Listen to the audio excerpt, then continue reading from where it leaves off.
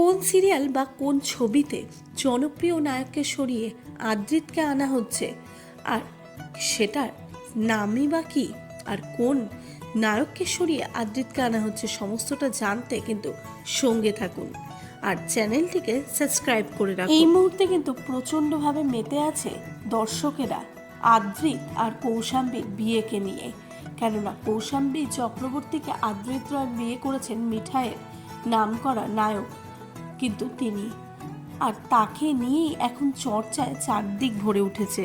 এরই মধ্যে কিন্তু তার জীবনে বড় খবর, আদ্রিত রয় আবারও পর্দায় ফিরছেন, বদলে যাচ্ছেন প্রধান অভিনেতা আর তার পরিবর্তে কামব্যাক করছেন আদ্রিত।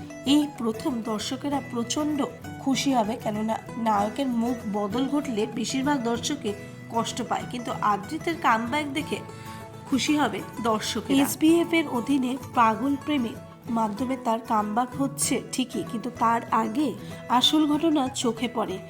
এই ছবি নিয়ে কাজ করছেন সৃজিত মুখার্জি, আর তারই কাজ করাকালীন কিন্তু প্রধান নায়ক অনির্বাণ ভট্টাচার্যের পরিবর্তে আসছেন না আদ্রিত, অনির্বাণ ভট্টাচার্যের পরিবর্তে আসছে পরমব্রত। অপরদিকে গল্পের অন্য নায়ক সত্যম ভট্টাচার্যকে সরিয়ে তার জায়গা নিচ্ছেন আদ্রিত রয়। এইদিকে আদ্রিতের জনপ্রিয়তার জন্যই কিন্তু তাকে এই সিনেমায় অন্য নায়কের পরিবর্তে, মানে অন্য নায়ককে সরিয়ে তাকেই নেওয়া হচ্ছে।